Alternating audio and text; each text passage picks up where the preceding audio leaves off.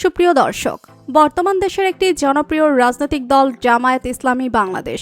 বলতে গেলে এই দলটির আমির ডাক্তার শফিকুর রহমানের জন্য রাতারাতি পরিচিত হয়ে উঠেছে দলটি। তাই তো ডাক্তার শফিকুর রহমানের পরিবার সম্পর্কে সকলে জানার আগ্রহ অনেক।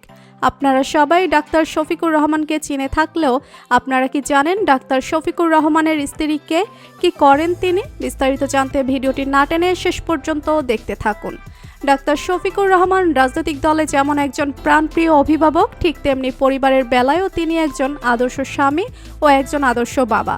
কেননা তিনি তার পরিবারকে তার মতো করে সুন্দর, শিক্ষিত, আদর্শ পরিবার করে গড়ে তুলেছেন।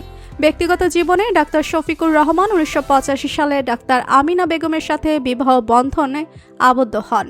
পরিপূর্ণ ইসলামী রীতি অনুসারে তাদের বিয়ে হয়। ডাক্তার আমিনা বেগম 8ম জাতীয় সংসদের সদস্য ছিলেন।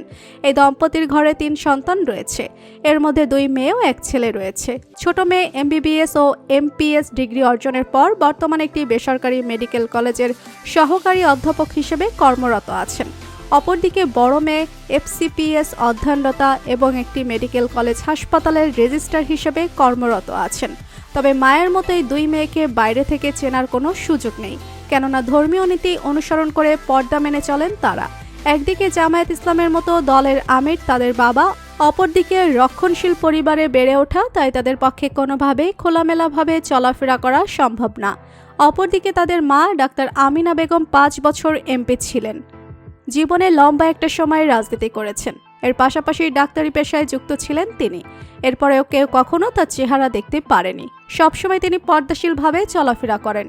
সামনে দিয়ে গেলেও হয়তো কোনোভাবেই বোঝার ক্ষমতা ছিল না তিনি একজন MP, একজন রাজনৈতিক নেত্রী ও ডাক্তার। এছাড়াও আমিরে জামায়াত স্ত্রীর পরিচয় তো আছেই। একটি বার্তায় জানান তিনি তার স্বামী শফিকুর রহমানের অনুমতিতেই এইসব করেন। স্বামীর পারমিশন ছাড়া তিনি কিছুই করেন না।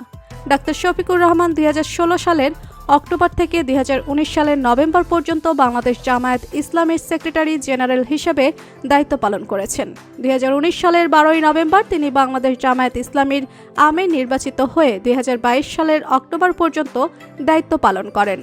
1 বছরের 27 অক্টোবর তিনি 2023 থেকে 2025 সালের কার্যকালের জন্য পুনরায় বাংলাদেশ জামায়াত ইসলামীর আমির হিসেবে নির্বাচিত হন। তো বন্ধুরা, বিশিষ্ট রাজনীতিবিদ ডাক্তার শফিকুর রহমানকে আপনার কেমন লাগে জানিয়ে দিন কমেন্ট করে।